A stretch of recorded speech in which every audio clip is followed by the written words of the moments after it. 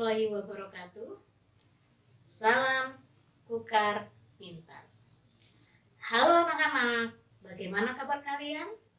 Semoga kalian dalam keadaan sehat ya.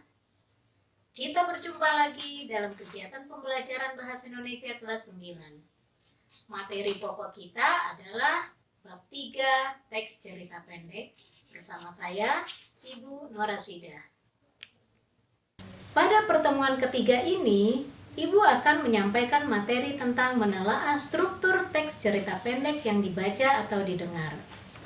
Seperti biasa, buku yang kita gunakan adalah buku Siswa Bahasa Indonesia SMP MTS kelas 9, edisi revisi tahun 2018. Untuk itu, kalian bisa membuka halaman 62 sampai dengan halaman 76. Tujuan pembelajaran hari ini adalah 1. Peserta didik mampu mengetahui struktur teks cerita pendek. 2. Peserta didik mampu menganalisis struktur teks cerita pendek. Sebelum kita mempelajari materi hari ini, masih ingatkah kalian dengan materi pada pertemuan yang lalu? Apa yang telah kita pelajari? Pada pertemuan sebelumnya, kita telah belajar bagaimana cara menyimpulkan unsur pembangun karya sastra. Unsur pembangun atau unsur intrinsik karya sastra adalah unsur yang ada di dalam karya sastra itu sendiri. Adapun unsur pembangun cerpen antara lain latar tempat dan waktu, sudut pandang penceritaan, tokoh dan penokohan, dan alur atau plot. Nah, kalian sudah ingat kembali dengan materi yang telah kita pelajari itu? Anak-anak, kali ini kita akan melanjutkan pembelajaran pada struktur teks cerita pendek. Teks cerita pendek terbentuk dari 4 bagian yang terdiri atas orientasi, rangkaian peristiwa, komplikasi, dan resolusi. Bagian pertama yaitu orientasi.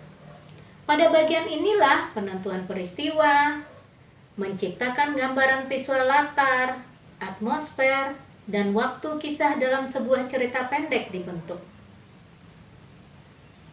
Selain itu, di bagian ini pengenalan karakter dan arah menuju komplikasi diperkenalkan. Contoh berikut menunjukkan kalimat yang bisa mewakili gambaran visual latar waktu dalam cerita pendek. Hari Senin yang sangat cerah. Setelah anak-anak selesai melaksanakan upacara bendera, mereka semua menuju kelasnya masing-masing untuk belajar. Dari situ kalian bisa melihat bahwa latar waktunya adalah pada hari Senin. Bagian kedua, rangkaian peristiwa. Kisah berlanjut melalui serangkaian peristiwa tak terduga. Pada bagian ini, banyak peristiwa yang dialami oleh tokoh utama. Dan dari banyak peristiwa itu, ada yang akan mengarah pada konflik. Contohnya seperti pada kalimat berikut ini. Suasana di dalam kelas tampak hening ketika para siswa sedang mengerjakan soal yang diberikan oleh Bapak Guru tersebut. Setelah selesai, kemudian Pak Guru berpesan kepada murid-muridnya untuk mempelajari materi perkalian dan pembagian dengan soal cerita, karena sewaktu-waktu akan diadakan tes dadakan. Pada bagian struktur ketiga yaitu komplikasi. Pada bagian ini, cerita bergerak seputar konflik atau masalah yang mempengaruhi latar waktu dan karakter. Nah, di bagian komplikasi ini, tokoh utama mulai mengarah ke solusi. Perhatikan contoh ini. Sesampai di rumah, Nuryati langsung ganti baju, makan siang, kemudian tidur siang, agar malamnya dia bisa belajar dengan tenang dan bisa konsentrasi. Bagian yang terakhir yaitu resolusi. Resolusi merupakan bagian yang memberikan solusi untuk masalah atau tantangan hingga berhasil dicapai. Salah satu contoh kalimatnya seperti ini. Wah Nur, selamat ya, kamu mendapat nilai terbaik. Besok kita akan belajar denganmu ya, ucap Dinda pada Nuryati. Bagaimana anak-anak? Apakah kalian sudah memahami struktur cerita pendek yang Ibu jelaskan ini? Untuk lebih jelas lagi, bacalah teks berjudul Kebaikan Membawa Keberuntungan berikut ini, lalu bersama-sama kita bahas strukturnya ya.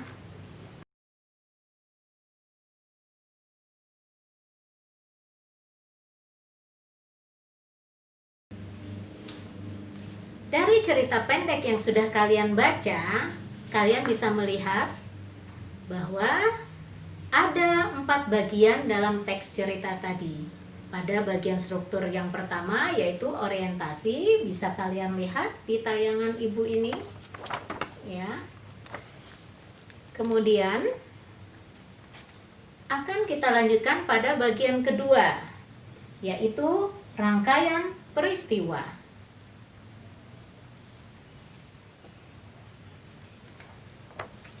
Selanjutnya, bagian komplikasi.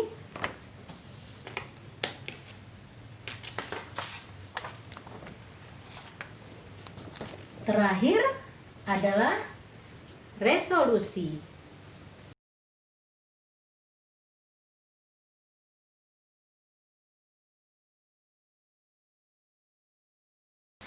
Bagaimana anak-anak? Sudah bisa kan menentukan struktur teks cerita pendek?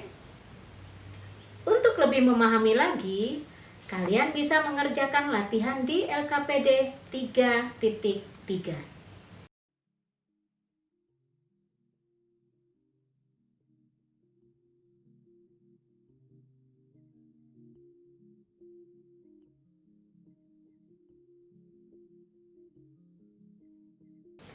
Setelah mengerjakan LKPD 3.3, kalian lanjutkan dengan menyusun mind mappingnya ya. Jadi, kesimpulan pembelajaran hari ini yaitu struktur cerita pendek dibentuk dari 4 bagian, yaitu orientasi, rangkaian peristiwa, komplikasi, dan resolusi. Pertemuan kita berikutnya akan membahas tentang telaah unsur kebahasaan yang biasanya terdapat dalam teks cerita pendek. Demikian pembelajaran hari ini. Semoga kita selalu sehat dan tetap semangat. Terima kasih. Selamat belajar. Assalamualaikum warahmatullahi wabarakatuh. Salam Kukar Pintar.